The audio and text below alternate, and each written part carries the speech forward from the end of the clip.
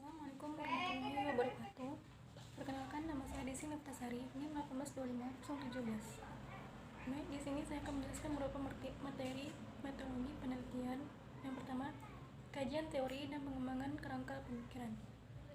Pengertian teori. Teori adalah seperangkat konsep, asumsi, dan generalisasi yang dapat digunakan untuk mengungkapkan dan menjelaskan perilaku dalam berbagai organisasi.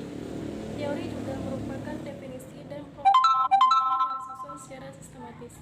Fungsi teori: menjelaskan, meramalkan, dan pengendalian suatu gejala. Teori yang deduktif memberi keterangan yang dimulai dari suatu perkiraan atau pikir spekulatif tentu ke arah data yang akan diterangkan. Teori induktif, cara menerangkan adalah dari data ke arah teori. Teori fungsional, di sini nampak suatu interaksi pengaruh antara data dan pikiran. Teoris, yaitu data mempengaruhi pembentukan teori dan pembentukan teori kembali mempengaruhi data. Tingkat dan fokus teori. Dalam penelitian, teori memiliki 3 tingkatan antara lain: tingkatan mikro, meso, dan makro. Sedangkan menurut perkembangannya, teori memfokuskan pada teori substantif dan teori formal. Teori tingkat mikro. Dalam tingkat ini, memberi penjelasan hanya terbatas pada peristiwa yang berdasarkan skala kecil, baik dari sisi waktu, ruang, maupun jumlah orang. Seperti dalam sosiologi, dikenal dengan teori Foucault, Erving Goffman, yang mengkaji kegiatan ritual dua orang yang saling berhadapan atau bertatap muka. Teori tingkat meso. Teori ini menghubungkan tingkat mikro dan makro, misalnya teori organisasi, gerakan nasional, atau komunitas teori Colin tentang kontrol organisasi. Teori tingkat makro.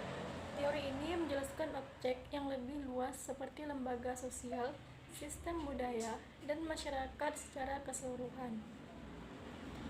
Kegunaan teori dalam penelitian. Teori digunakan untuk memperjelas dan mempertajam ruang lingkup. Selanjutnya, metode pengumpulan data. Data adalah bahan mentah yang perlu diolah sehingga menghasilkan informasi atau keterangan, baik kualitatif maupun kuantitatif, yang menunjukkan fakta. Jenis data. Data kualitatif, data yang berhubungan dengan kategorisasi, karakteristik, berwujud pernyataan atau berupa kata-kata. Contoh, wanita itu cantik, pria itu tampan. Data kuantitatif adalah data yang berwujud angka-angka atau contoh IPK 3,5/9. Jenis data menurut cara memperolehnya. Data primer. Data primer adalah secara langsung diambil dari objek atau objek penelitian oleh peneliti, seseorang maupun organisasi. Data sekunder. Data sekunder adalah data yang didapat tidak secara langsung dari objek penelitian. Peneliti mendapatkan data yang sesuai, jadi yang dikumpulkan oleh pihak lain dengan berbagai cara atau metode, baik secara komersial maupun non-komersial. Macam-macam data berdasarkan sumber data. 1. Data internal adalah data yang menggambarkan situasi dan kondisi pada suatu organisasi secara internal. Misal data keuangan, data pegawai, data produksi, dan lain-lain. Data eksternal adalah data yang menggambarkan situasi serta kondisi yang ada di luar organisasi. Contoh adalah data jumlah pengguna suatu penduduk pada konsumen, tingkat preferensi pelanggan berdasarkan penduduk, dan lain sebagainya. Klasifikasi data berdasarkan jenis data. Data kuantitatif adalah data yang dipaparkan dalam bentuk angka-angka. Misalnya, data Jumlah pembeli saat Hari Raya Idul Adha tinggi. Tinggi badan siswa kelas 3, IPS 2, dan lain-lainnya. Data kuantitatif adalah data yang disajikan dalam bentuk kata-kata yang mengandung makna. Contoh seperti persepsi konsumen terhadap botol air minum dalam kemasan. Populasi dan sampel. Populasi adalah seluruh subjek atau objek penelitian dengan karakteristik tertentu. Seluruh karakteristik atau sifat sekelompok orang, kejadian, atau benda yang dijadikan objek penelitian. Sampel adalah bagian dari populasi yang akan diteliti. Sebagian jumlah dari karakteristik yang dimiliki populasi. Jenis, kriteria inklusi atau yang harus ada, kriteria eksklusi atau yang ditolak. Syarat sampel yang baik: mewakili sebanyak mungkin karakteristik populasi yang valid. Sampai valid ditentukan oleh dua pertimbangan: 1. Akurasi atau ketetapan. 2. Presisi estimasi. Faktor untuk menentukan sampel: derajat keseragaman, rencana analisis, biaya, waktu, dan tenaga yang tersedia.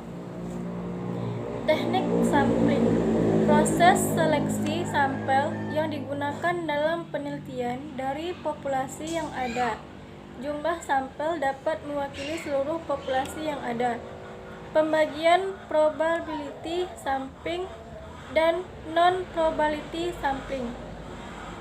Probability sampling maksudnya memberikan peluang yang sama dalam pengambilan sampel, bertujuan untuk generalisasi. Jenis probability sampling: 1. Simple random sampling. 2. Proportionality shifted random sampling. 3. Proportional random sampling. 4. Cluster sampling. Penyusunan instrumen penelitian. Instrumen penelitian adalah suatu alat yang memenuhi persyaratan akademis, dapat digunakan sebagai alat untuk mengukur suatu objek ukur atau mengumpulkan data mengenai suatu variabel penelitian. Validasi. Validasi adalah kemampuan alat ukur untuk mengukur apa yang seharusnya diukur. Macam-macam validasi. 1. Validitas rupa. 2. Validitas isi, konstruktur, kriteria, eksternal, prediktif. Reliabilitas, yaitu bagaimana konsistensi alat ukur ketika dipakai dalam proses pengukur. Cara menentukan reliabilitas: 1. Tes retest. 2. Tes belah 2. 3. Bentuk ekivalen. Validasi dan reliabilitas instrumen. Validasi menunjukkan sejauh mana suatu alat atau instrumen mengukur apa yang seharusnya diukur. Menurut Giseli tahun 1981. Sementara itu, Aswar tahun 2000 mengartikan validasi sebagai sejauh mana ketetapan dan kecermatan suatu alat ukur dalam melakukan fungsi ukurnya. Reliabilitas adalah seberapa besar fasilitas tidak sistematis dari penjelasan kuantitatif dari karakteristik individu jika individu yang sama diukur beberapa kali. Menurut Giseli tahun 1981. Ukuran yang menunjukkan stabilitas dan konsistensi suatu instrumen yang mengukur suatu konsep dan berguna untuk mengukur kebaikan dari suatu pengukur. Dengan demikian, reliabilitas pada dasarnya adalah sejauh mana hasil dari suatu pengukuran dapat dipercaya. Kepercayaan itu dalam bentuk keadalan instrumen, yaitu konsistensi hasil dari waktu ke waktu jika suatu instrumen digunakan pada subjek. Validitas eksternal. Bila data yang dicapai dapat digeneralisasi ke semua objek, situasi, dan waktu yang berbeda. 1. Pemilihan sampel yang tidak bisa. 2. Jumlah sampel besar. 3. Populasi dan sampel. Populasi adalah seluruh subjek atau objek penelitian dengan karakteristik tertentu. Seluruh karakteristik atau sifat sekelompok orang, kejadian, atau benda yang dijadikan objek penelitian. Sampel adalah bagian dari populasi yang akan diteliti. Sebagian jumlah dari karakteristik yang dimiliki populasi. Jenis, kriteria inklusi atau yang harus ada. Kriteria eksklusi atau yang ditolak. Syarat sampel yang baik. Mewakili sebanyak mungkin karakteristik populasi yang valid. Sampel valid ditentukan oleh 2 pertimbangan. 1. Akurasi atau ketetapan. 2. Presisi estimasi. Faktor untuk menentukan sampel. Derajat keseragaman, rencana analisis, biaya, waktu, dan tenaga yang tersedia. Teknik sampling. Proses seleksi sampel yang digunakan dalam penelitian dari populasi yang ada. Jumlah sampel dapat mewakili seluruh populasi yang ada. Pembagian probability sampling dan non-probability sampling. Probability sampling maksudnya memberikan peluang yang sama dalam pengambilan sampel, bertujuan untuk generalisasi. Jenis probability sampling. 1. Simple random sampling. 2. Proportionality safety random sampling. 3. Risk proportional random sampling. 4. Cluster sampling. Penyusunan instrumen penelitian. Instrumen penelitian adalah suatu alat yang memenuhi persyaratan akademis, dapat digunakan sebagai alat untuk mengukur suatu objek ukur atau mengumpulkan data mengenai suatu variabel penelitian. Validasi. Validasi adalah kemampuan alat ukur untuk mengukur apa yang seharusnya diukur. Macam-macam validasi. 1. Validitas rupa. Validitas isi, konstruktur, kriteria, eksternal, prediktif. Reliabilitas, yaitu bagaimana konsistensi alat ukur ketika dipakai dalam proses pengukur. Cara menentukan reliabilitas. 1. Tes retest. 2. Tes belah 2. 3. Bentuk ekivalen. Validasi dan reliabilitas instrumen. Validasi menunjukkan sejauh mana suatu alat atau instrumen mengukur apa yang seharusnya diukur. Menurut Giseli tahun 1981. Sementara itu, Aswar tahun 2000 mengartikan validasi sebagai sejauh mana ketetapan dan kecermatan suatu alat ukur dalam melakukan fungsi ukurnya. Reliabilitas adalah seberapa besar fasilitas tidak sistematis dari penjelasan kuantitatif dari karakteristik individu jika individu yang sama diukur beberapa kali. Menurut Gisali tahun 1981, ukuran yang menunjukkan stabilitas dan konsistensi suatu instrumen yang mengukur suatu konsep dan berguna untuk mengukur kebaikan dari suatu pengukur. Dengan demikian, reliabilitas pada dasarnya adalah sejauh mana hasil dari suatu pengukuran dapat dipercaya. Kepercayaan itu dalam bentuk keadalan instrumen, yaitu konsistensi hasil dari waktu ke waktu jika suatu instrumen digunakan pada subjek. Validitas eksternal. Bila data yang dicapai dapat digeneralisasi ke semua objek, situasi, dan waktu yang berbeda. 1. Pemilihan sampel yang tidak bisa.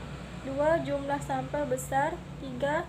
Melibatkan ke semua objek, situasi, dan waktu yang berbeda. 1. Pemilihan sampel yang tidak bisa. 2. Jumlah sampel besar. 3. Melibatkan banyak situasi. 4. Periode waktu yang relatif panjang.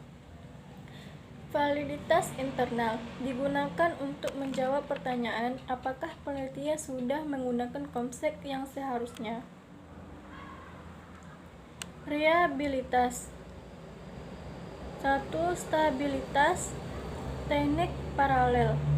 Pada teknik ini, kita membagi kuesioner kepada responden dan intinya sama akan tetapi menggunakan kalimat yang berbeda. Misal, apakah menurut saudara harga tiket di kereta ini tidak mahal?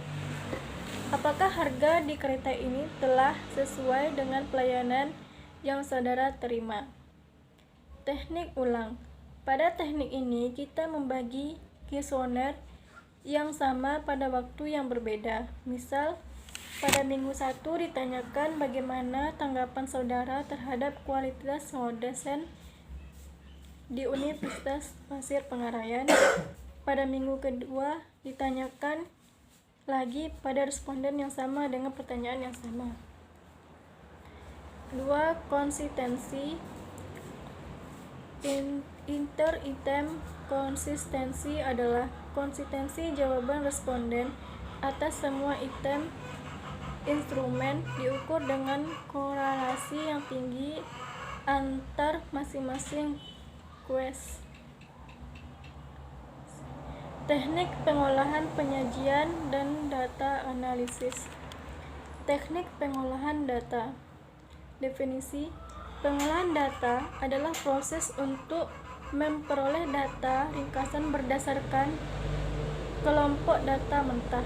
Tujuan: mendapatkan data statistik yang dapat digunakan untuk melihat atau menjawab persoalan secara kelompok. Data mentah: hasil pencatatan peristiwa atau karakteristik elemen yang dilakukan pada tahap pengumpulan data.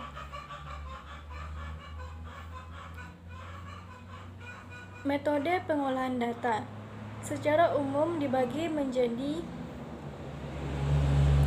dua, yaitu pengolahan data secara manual, pengolahan data secara elektronik.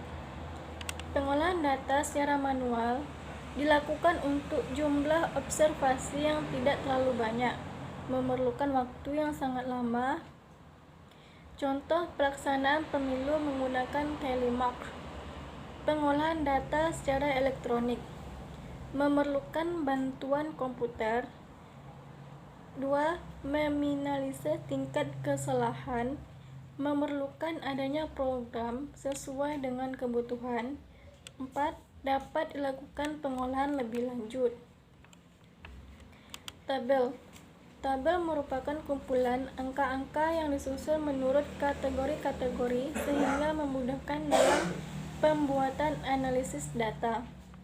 Contoh, jumlah pegawai menurut pendidikan dan masa kerja.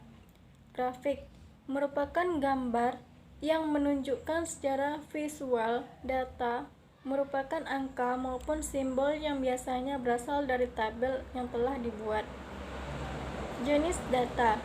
Jenis data biasanya disajikan dalam bentuk tabel dan grafik.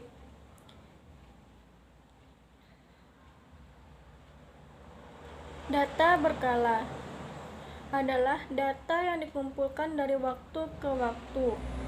Contoh, perkembangan seluruh hasil penjualan PT Simar Sakti menurut jenis barang. Bentuk tabel. 1. Tabel satu arah. 2. Tabel dua arah. 3. Tabel tiga arah.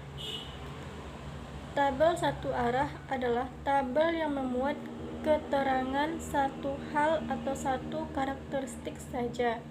Misal, data personalia, jumlah menurut pendidikan, masa umur kerja, umur, golongan, dan sebagai berikut. Tabel dua arah adalah tabel yang menunjukkan hubungan dua hal atau dua karakteristik. Misal, data personalia menurut masa kerja dan pendidikan, masa kerja, dan golongan agama dan pendidikan. Tabel tiga arah adalah tabel yang menunjukkan hubungan tiga hal atau tiga karakteristik. Misal, data personalia. Hal-hal yang harus diperhatikan dalam penelitian kuantitatif.